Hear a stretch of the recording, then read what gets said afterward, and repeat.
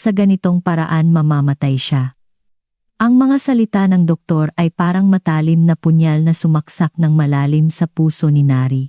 Nanginginig ang kamay niya na may hawak ng telepono, at ang nasa isip niya ay ang larawan ng kanyang ama na hirap huminga.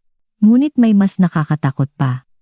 Nagpadala na naman ng mensahe ang opisyal sa kanilang nayon, ang lalaking mas matanda ng 20 taon sa kanya. Kung papayag lang si Nari na magpakasal, sagot na niya ang lahat ng gastusin sa ospital ng kanyang ama. Nakita ko si Nari, isang 22 gulang na babaeng Mongolian na nakatayo sa malamig na tourist information booth sa Ulaanbaatar. Ang kanyang buhay ay tila nag-iisa na lamang ang patutunguhan. Ngunit nagbago ang lahat nang dumating ang lalaking Pilipino. Heto ang kuwento kung paano nakahanap ng liwanag ang babaeng ito sa bingit ng kawalan ng pag-asa, at kung paano siya muling nakita ang sarili sa isang bagong bayan. Ako si Nari. Lumaki ako sa isang maliit na nayon sa Kavsgol Aymag sa Hilagang Mongolia. Ibang-iba ito sa Ulaanbaatar o sa Katimugang Kapatagan. Kami ay nasa malawak na sona ng taiga na may makakapal na kagubatan na konektado sa Siberia ng Russia. Kapag tag-init, siksikan ang mga pine at larch sa buong dalistis ng bundok, at kapag taglamig, umaabot sa baywang ang niebe. Ang buong mundo ay nababalutan ng puti. Ang tatay ko ay nagtatrabaho sa kagubatan, nagpuputol, at nagbubuhat ng mga troso. Karaniwang trabaho ito sa nayon namin dahil halos lahat ay umaasa sa kahoy para sa pampainit.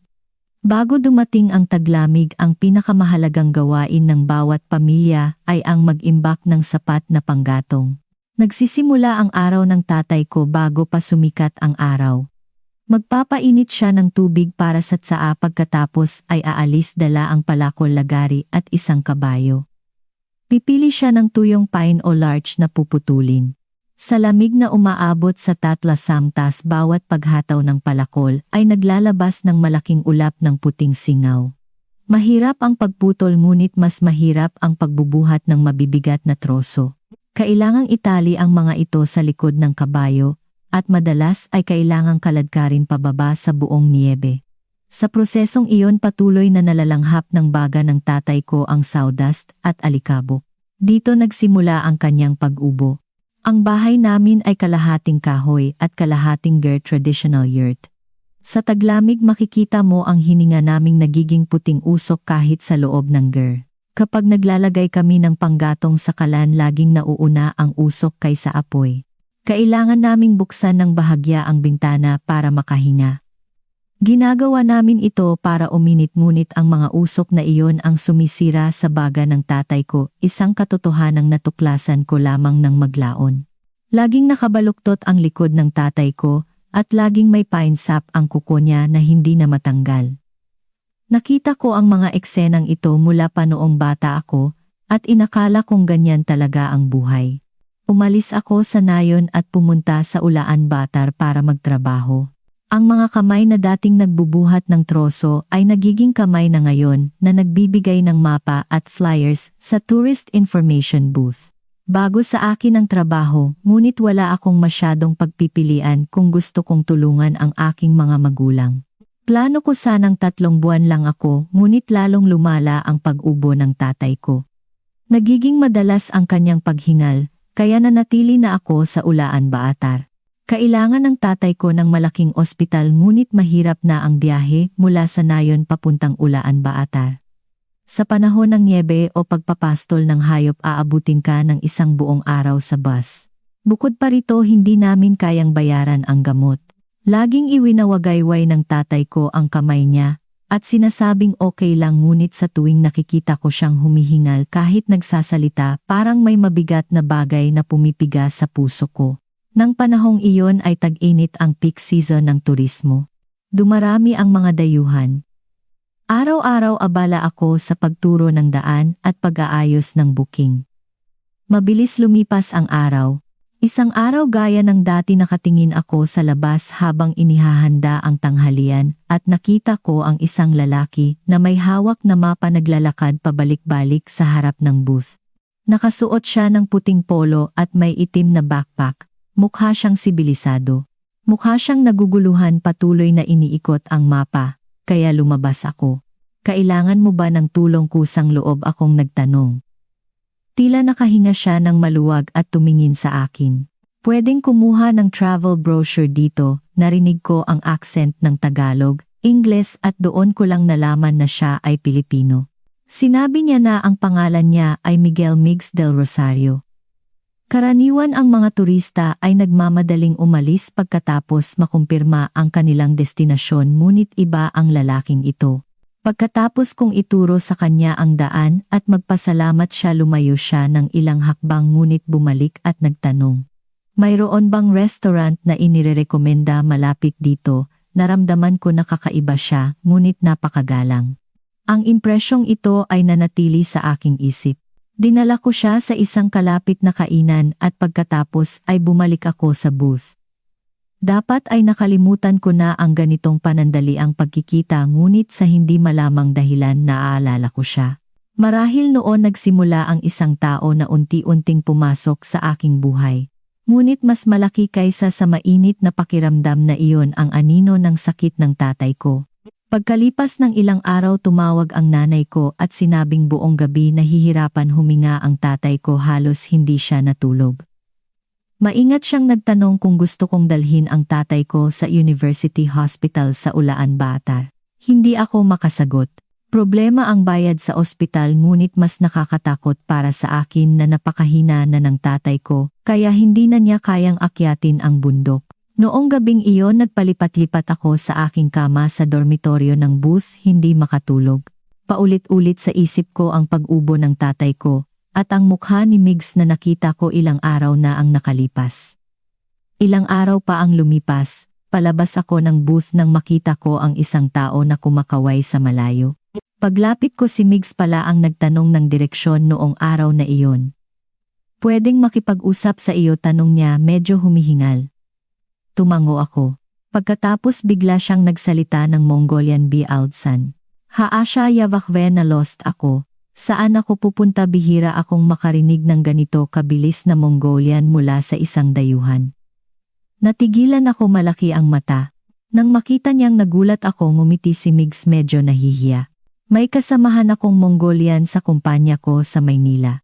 Umuwi siya kamakailan kaya binisita ko siya at nag-tour na rin sa Mongolia. Konting Mongolian lang talaga ang alam ko, halos iyon na ang lahat. Ang kanyang paliwanag ay natural, hindi pilit. Ang paraan ng pagsasalita ng taong ito ay napakakaraniwan. Ang ganoong pag-uugali, ang pag-aaral ng wika, para igalang ang kultura ng kausap ay nagbigay ng malaking impresyon sa akin. Pagkatapos noon madalas dumaan si Mig sa booth at bumabati sa akin. Wala siyang sinasabing malalaking salita, ngunit tuwing nakikita niya akong hindi maganda ang kalagayan, humihinto siya at nagtatanong, "Ayos ka lang ba?" Nari ang mga maliliit na pag-aalalang ito ang lalong tumatak sa isip ko. Lumipas ang ilang araw. Nang kumalma na ang isip ko, tumawag ulit ang nanay ko. Sinabi niya na hindi nakahinga ng maayos ang tatay ko buong gabi at kailangan niyang umupo lang hanggang umaga. Sa sandaling marinig ko iyon, unti-unting nadurog ang puso ko. Matagal na tumahimik si nanay, pagkatapos ay bumulong, tila nagtatapat ng isang bagay. Nari nagpadala na naman ng alok ang pamilyang iyon. Halos mahulog sa kamay ko ang telepono. Ang pamilyang iyon ay ang pamilya ng opisyal sa nayon, ang lalaking mas matanda sa akin ng 20 taon, na may 2 anak, at pinag-uusapan ng lahat. Ilang araw na ang nakalipas, may ilang tagapamagitan ang dumating sa nanay ko, at sinabing basta pumayag ang anak na babae, sagot nila ang lahat ng bayarin sa pagpapagamot ng tatay. Patuloy ang nanay ko sa nanginginig na boses. Alam ng buong nayon ang sitwasyon namin. Kaya sa pagkakataong ito, sinabi ng pamilyang iyon na babayaran nila ang lahat ng gastusin sa ospital ng tatay mo. Sa sandaling marinig ko iyon, nanlumo ako at nahilo. Ayaw din ni nanay na ipadala ka sa ganoong lugar. Talagang ayaw, ngunit sa kalagayan ng tatay mo wala na akong magawa. Hirap akong huminga. Pakiramdam ko may bagay na pumipiga ng mahigpit sa aking dibdib. Ang tanging daan na maaari kong tahakin ay ang labagin ang aking kalooban at isuko ang aking buhay. Napakalupit, nari patawad. Talagang patawad na sinasabi ko ito sa iyo ngunit hindi na namin alam ang gagawin. Nang marinig ko iyon hindi na ako makaiyak. Hindi si nanay ang dapat humingi ng tawad, ako. May sakit ang tatay ko ngunit wala akong magawa. Labis akong nahiya at nawalan ng pag-asa sa sarili ko. Noong gabing iyon hindi ako umiyak. Nakaupo lang ako ng matagal sa madilim na kwarto. Naramdaman kong wala akong silbing anak. Paulit-ulit ang iisang pangungusap sa isip ko. Kung mas magaling lang ako, kung mas may kakayahan lang ako, hindi sana haharap ang tatay sa ganitong pagpipilian. Nakaupo lang ako. Hindi ko alam kung nakatulog ba ako o ano ngunit nang matauhan ako, nag-uumaga na sa labas. Napakabigat ng aking mga mata. Nakahiga lang ako at biglang nag-vibrate ang telepono ko. Mensahe mula sa tourist booth. Nari, ayos ka lang ba? Mukhang hindi maganda ang hitsura mo kahapon. Maikli akong sumagot ng ayos lang ngunit sa totoo lang hindi ako ayos. Pag-upo ko sumagi na naman sa isip ko ang mukha ng tatay ko. Ang puso ko ay parang pinipiga ng isang bagay. Hindi ako makapag-focus sa trabaho ng araw na iyon. Ang boses ng mga bisita at ang pag-uusap ng mga kasamahan ay tila nanggagaling sa malayo. Sa oras ng tanghalian narinig ko ang pagbukas ng pinto. Tumingala ako. Nakatayo si Migs doon. Ang kanyang ekspresyon ay hindi ang karaniwan niyang nakangiting mukha ngunit medyo maingat. Ate Nari, mukhang pagod na pagod ka ngayon. Tumalikod ako. Gusto kong sabihing wala lang ngunit hindi ko maibuka ang aking bibig. Tumayo ako roon hindi makapagsalita. Nag-alinlangan siya sandali pagkatapos ay iniabot sa akin ang isang maliit na paper bag. Binili ko malapit sa bahay. Inumin mo habang mainit para gumaan ang pakiramdam mo. Ang bag ay may lamang bagong timplang tsaa. Karaniwan nakangiti akong magpapasalamat, ngunit ng araw na iyon hindi ko man lang masabi ang dalawang salitang iyon. Nakaupo lang ako walang lakas. Tahimik na umupo si Mig sa tapat ko at nanatiling tahimik kami ng matagal.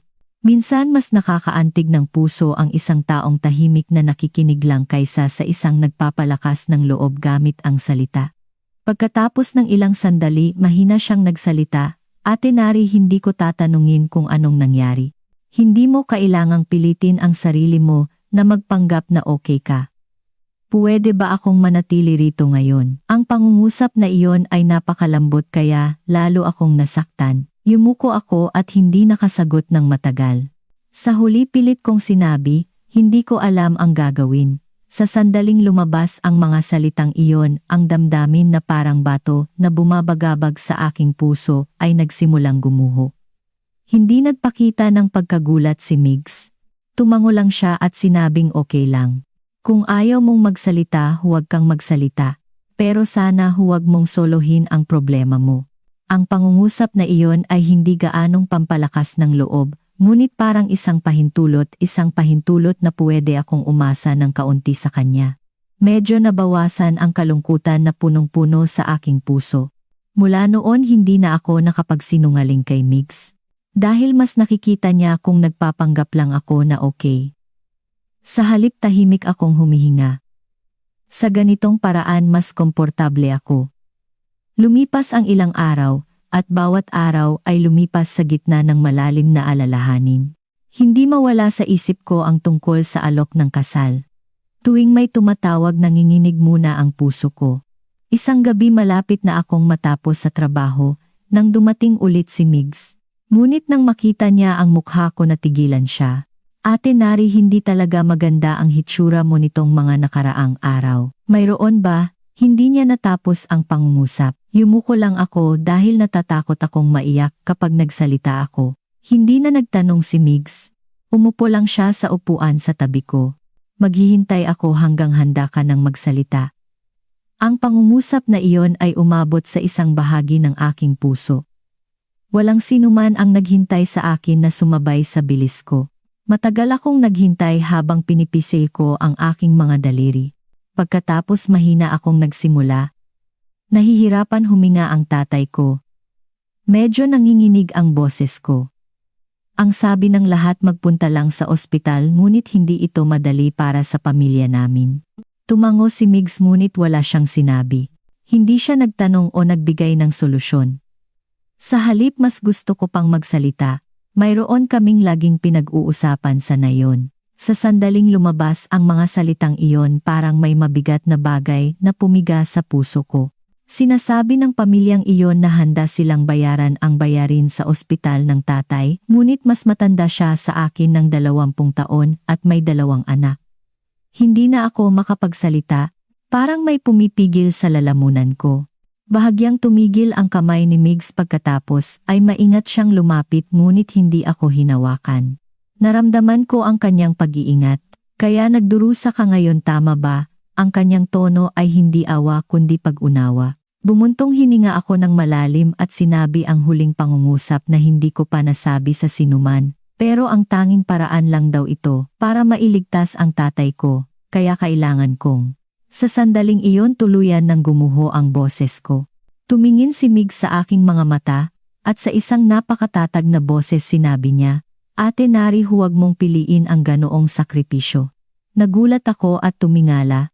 Patuloy siyang nagsalita sa isang ekspresyon na hindi ko pa nakita. "Ate Nari, kung sino man ang mapapangasawa mo, hindi ba dapat siya ang taong gusto mo? At isuko ang buhay mo dahil lang sa bayarin sa ospital hindi mo dapat gawin." Iyon. Hindi ako makapagsalita. Ang pangungusap na iyon ay hindi pampalakas loob, isa itong deklarasyon. Pagkatapos ng maikling katahimikan sinabi ni Migs sa isang maingat ngunit matatag na boses, "Tutulungan kita." Nagulat ako at mabilis na umiling. Iyon lang ang tanging reaksyon na nagawa ko. Ngunit umiling din siya. "Hindi ko ibig sabihin na babayaran ko ang mga bayarin sa ospital mo. Iyan ay isa ring pasanin sa iyo, Ate Nari." Tumigil siya. "Gusto kong makasama ka, gawin kang pamilya." Dali-daling tumibok ang puso ko. Napakabigla ng pangungusap na iyon kaya hindi ko maintindihan o mapaniwalaan. Ngunit nakakagulat, hindi ito parang kasinungalingan. Hindi inalis ni Migs ang tingin niya. "Hindi kita tinutulungan. Ito ang aking pagpili." Huminga siya ng malalim at idinagdag ang huling pangungusap, "Ate Nari, hindi mo kailangang isakripisyo ang iyong buhay. Gusto kong samahan ka upang lumikha ng isang kinabukasan kung saan hindi mo na kailangang gawin iyon." Sa sandaling marinig ko iyon ang aking puso ay hindi gumuho.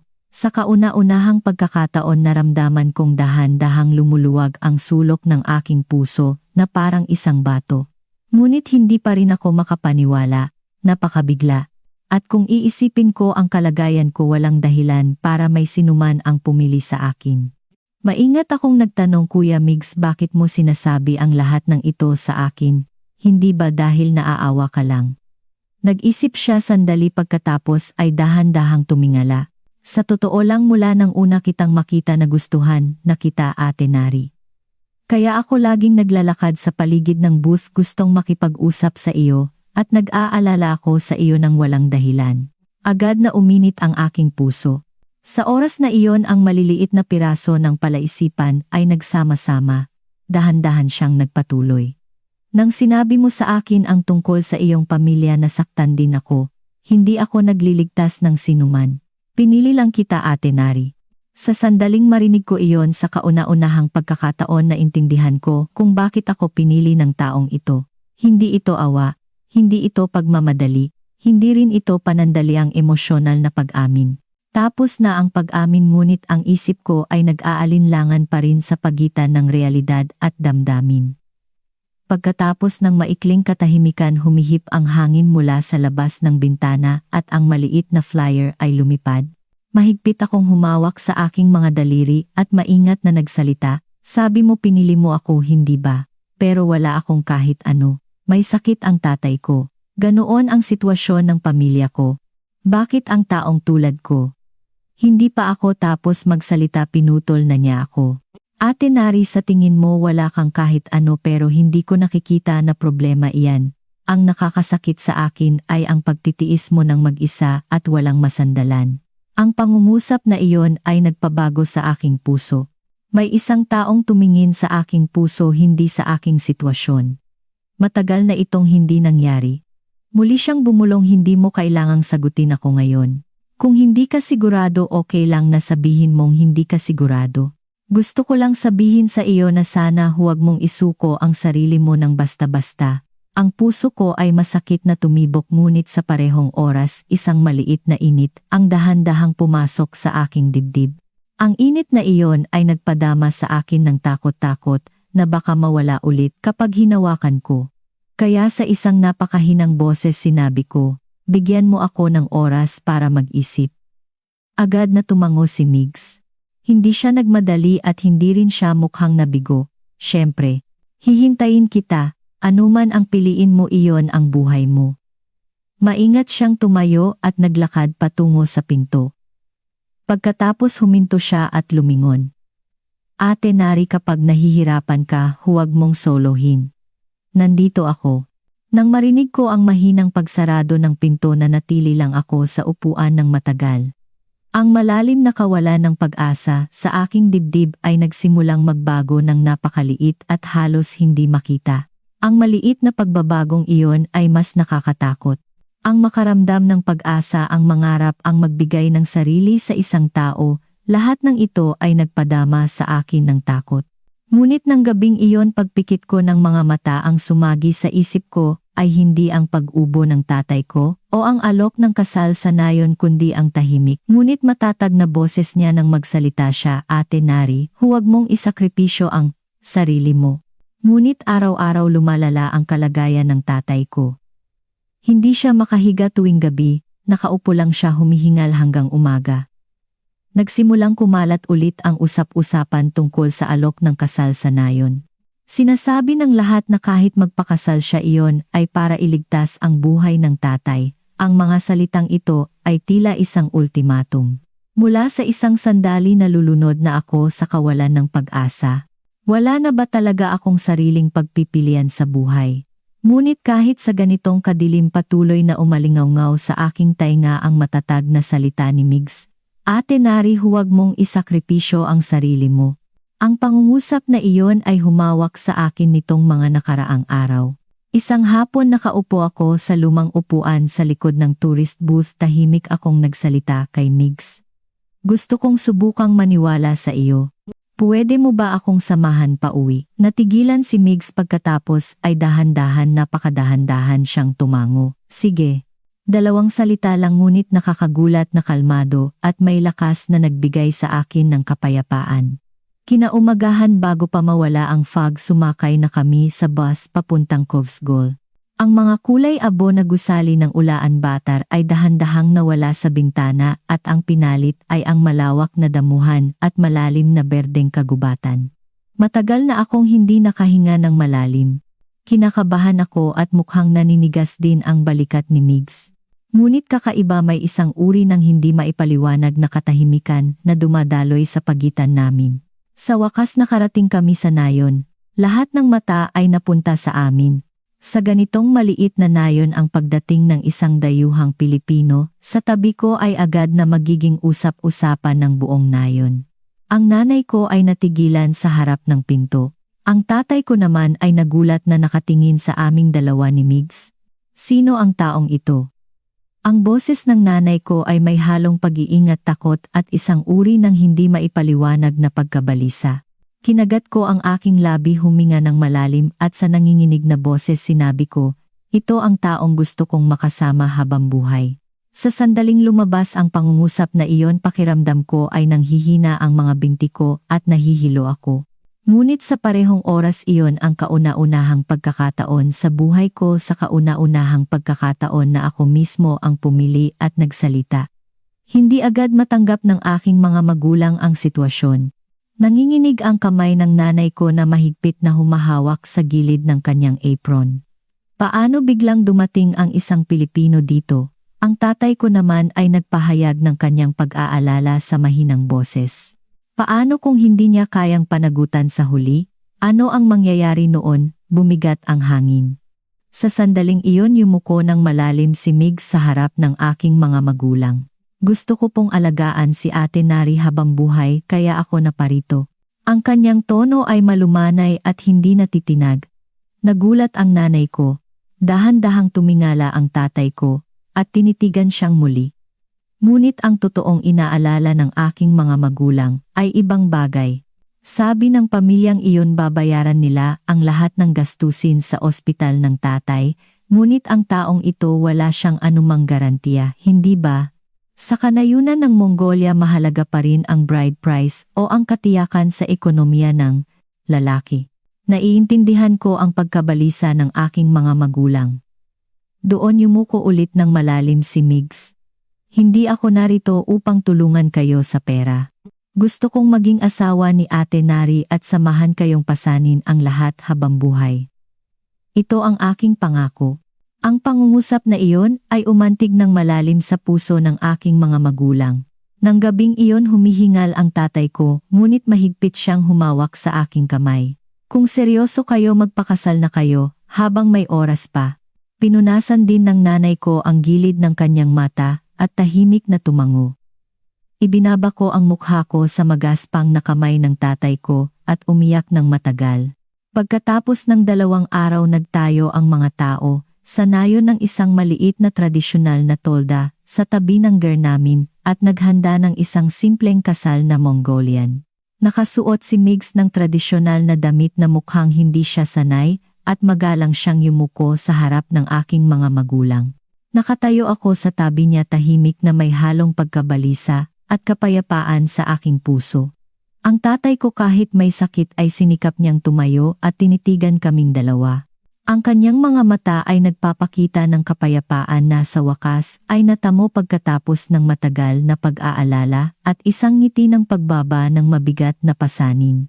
Ayos na, hindi niya man sabihin ngunit ang damdamin na iyon ay ganap na naiparating sa akin. Tahimik na natapos ang maliit na seremonya.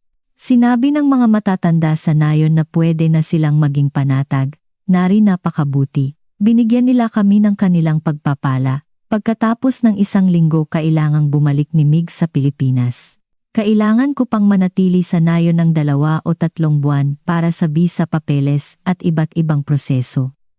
Dumating ang oras ng pamamaalam sa labasan ng nayon. Malamig ang hangin ngunit mainit pa rin ang hawak niya sa aking kamay. Ate Nari hinawakan ni Migs ng mahigpit ang aking mga kamay. Hihintayin kita sa Pilipinas sigurado iyon. Dahan-dahan akong tumango. Ang takot at pag-asa para sa bagong buhay ay komplikadong naghalo sa aking dibdib. Ngunit sa pagtingin ko sa bus na sinasakyan niya nakakagulat na gumaan ang pakiramdam ko. Ang bus ay nag-iwan ng alikabok at lumayo ng lumayo. Tumayo ako roon at tumingin ng napakatagal. Pagkatapos ng 2 buwan sa wakas ay nakarating ako sa Pilipinas. Ang hangin sa airport ay ibang-iba sa Mongolia. Hindi ito malamig ngunit hindi ito pamilyar. At ang paglakad ng mga tao ay mas mabilis kaysa sa anumang bansa. Sa gitna ng maraming tao ilang beses akong huminto para ayusin ang aking paghinga. Mahigpit kong hawak ang aking bagahe. Pakiramdam ko ay isa akong dahon na tinatangay ng malaking agos ng tubig. Sa labasan ng arrival hall nakita ko si Migs na kumakaway. Sa sandaling nakita ko ang kanyang figura medyo lumuwag ang aking tensyonadong katawan. Hindi ako nag-iisa. Ang ideyang iyon ay nagpainit sa aking dibdib.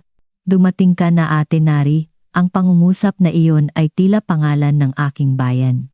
Sa taxi papunta sa lungsod labis akong humanga sa tanawin sa labas ng bintana. Ang mga matataas na gusali na walang katapusan ang kumikinang na neon sign. Sa Mongolia nakikita ko ang langit na umaabot sa horizon, ngunit dito ang langit ay pinutol-putol ng mga gusali. Nakakapigil hininga at nakakamangha. Makakaya ko bang manirahan dito? Dahan-dahang gumapang ang pagkabalisa. Noong unang gabi hindi ako makatulog dahil napakatahimik ng mundo, walang malakas na paghinga ng tatay ko sa kwarto. Sa labas ng bintana hindi tunog ng hangin kundi ingay ng lungsod. Ang mga gusali at sign ay puno ng ibang wika. Ang kakaibang kapaligiran na ito ay mas nakakatakot. Nakahiga ako sa kama nakatingin sa kisame, patuloy na nag-iisip, ito ba talaga ang tamang pagpili? Kinaumagahan may dala si Migs na shopping bag sa pinto. Ngayon pumunta muna tayo sa palengke wet market. Magsimula tayo sa paghahanap ng pagkain na gusto mong kainin. Nang marinig ko iyon medyo lumambot ang puso ko, napakapasasalamatan na may isang taong gumagawa ng plano para sa akin. Papunta sa palengke sumakay ako sa tren, LRT sa kauna-unahang pagkakataon. Talagang nagulat ako. Nakakamangha na bumababa kami sa ilalim ng lupa, ngunit napakaraming tao, kaya halos hindi ako makahinga. Hindi pa ako nakakita ng ganito karaming tao nang sabay-sabay sa Mongolia. Naipit ako sa gitna ng maraming tao at nag-iisip, makakaya ko ba talagang manatili rito? Nang makarating kami sa palengke may nangyaring talagang nakakahiya. Nagulat ako nang makita ko ang mga isda at bumulong sa Mongolian IUV aray ano yan. Nagulat din ang tindera. Mabilis na nagpaliwanag si Migs na nag-aaral pa ako ng Filipino ngunit doon ko lang naramdaman ng malalim dayuhan talaga ako. Ako ang kakaibang tao dito. Pag-uwi mabigat ang aking damdamin. Nang tanungin ni Migs pagod ka ba sinabi ko ang totoo. Napakabilis ng lahat. Hindi ako makasabay. Ngumiti siya. Dahan-dahan lang. Natakot din ako noong nagsimula akong pumunta sa Maynila. Nang marinig ko iyon medyo kumalma ako, kaya pala nahirapan din si Migs noong una.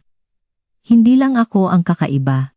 Kahit hindi ako masyadong marunong sa Filipino, pagkatapos kong makinig at magsalita ng ilang beses, dahan-dahan kong natutunan ang ilang simpleng pangungusap. Pagkatapos ng ilang araw nag-enroll din ako sa isang maliit na klase sa Filipino.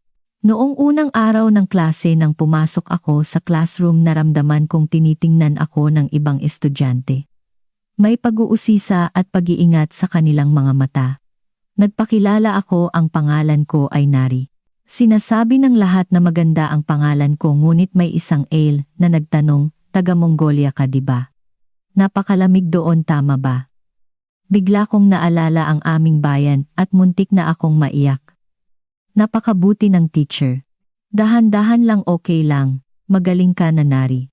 Ngunit ang homework na ibinigay ng teacher ang paborito kong pagkain sa Pilipinas ay napakahirap.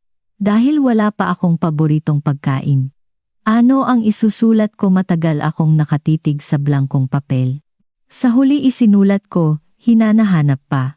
Ang tanawin ng lungsod mula sa bintana ng classroom ay ibang-iba sa Mongolia, ngunit ang kamay na humahawak ng panulat sa mesa ay ang parehong kamay na nagbubuhat ng troso sa aming bayan.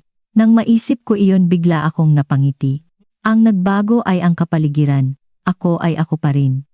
Sa panahong iyon naghanda si Migs ng isang sorpresa, ngayon pupunta tayo sa isang espesyal na lugar. Dinala niya ako sa isang Mongolian restaurant. Kahit Pilipino ang may-ari mayroon itong inihaw na tupa at Mongolian milk tea. Pagbukas ko ng pinto na amoy ko, ang aming bayan. Nang makakain ako ng unang kagat halos maiyak ako. Nasakal ang lalamunan ko at hindi ako makapagsalita ng matagal. Masarap ba maingat na tanong ni Migs? Naalala mo ba ang bahay? Gusto mo laging pumunta tayo rito? Tumango ako. Mula noon ang restaurant na iyon ay naging kanlungan ko. Tuwing hindi ako okay pumupunta ako roon para kumain ng pagkain namin at kumalma. Nang dahan-dahang umayos ang buhay ko nakatanggap ako ng balita na mas maganda na ang kalagayan ng tatay ko kaysa noong isang buwan. Ang gamot at life support na ipinadala mula sa ospital sa Pilipinas ay epektibo. Hindi na siya masyadong humihingal sa gabi at mas maganda na ang lakad niya. Sa sandaling marinig ko iyon ang aking dibdib ay puno ng emosyon. Tumulo ang aking luha at lumabo ang aking paningin. Talaga ito ang tamang pagpili, gumagaling ang tatay ko. Nakaupo ako sa maliit na upuan sa kusina at sinubukang pigilin ang aking luha ngunit tahimik akong umiyak. Okay lang. Luha ito ng kaligayahan sabi niya, ngunit hindi laging madali ang bagong buhay. Kapag hindi ko maintindihan ang Filipino dumarating ang kalungkutan. Maraming beses din na nakasimangot ako buong araw dahil sa maliliit na misunderstanding. Lalo na ang nangyari sa supermarket nagpanik talaga ako. Nang magbayad ako nilabas ko ang aking card. Sa likod ko may isang bumulong dayuhan. Agad akong namula. Hindi ko alam kung may nagawa ba akong mali. Niyakap ko ang sarili ko. Ang ilang kapitbahay ay nagsasabi galing sa Mongolia mahirap siguro ang buhay dito sa Pilipinas. Ang ganoong uri ng salita hindi ko alam kung nag-aalala ba sila o nag-iingat. Masakit ang puso ko noon. Sa tingin nila kakaiba ako. Tuwing nangyayari iyon tahimik na hahawakan ni Migs ang aking kamay. Nandito ako. Magkasama tayo. Ang pangungusap na iyon ang naging lakas ko. Kahit papaano may isang taong nakakaintindi sa akin sa mundong ito. Ngunit nagsimula na rin akong magbago.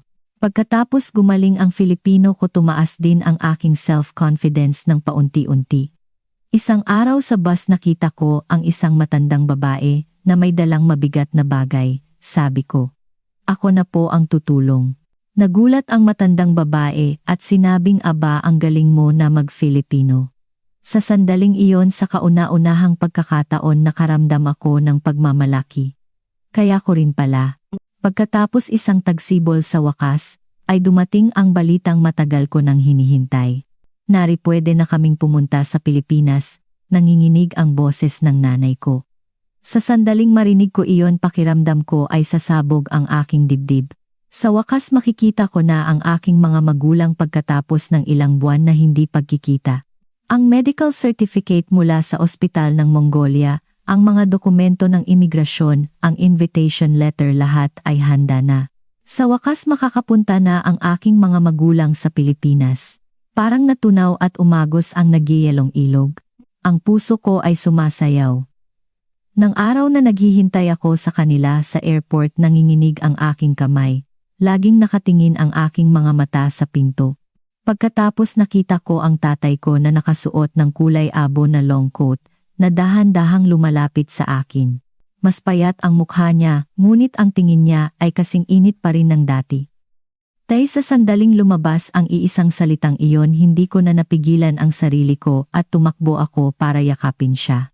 Hinaplos ng tatay ko ang aking balikat at sinabing ang aming anak na kaya mo. Sa sandaling iyon ang takot, kalungkutan at responsibilidad nitong mga nakaraang buwan ay naging luha at umagos palabas. Yumuko din si Migs ng malalim sa harap ng aking mga magulang. Tito-tita napagod po kayo sa biyahe. Mahigpit na hinawakan ng nanay ko ang kanyang kamay. Salamat, ipinagkakatiwala ko na sa iyo si Nari. Ang pangungusap na iyon ay mas mainit kaysa sa anumang pagpapala at nagkumpleto sa aking bagong buhay. Nang gabing iyon habang naghahapunan kami ng magkasama nakangiting sinabi ng tatay ko, Nari naging mas masigla ka.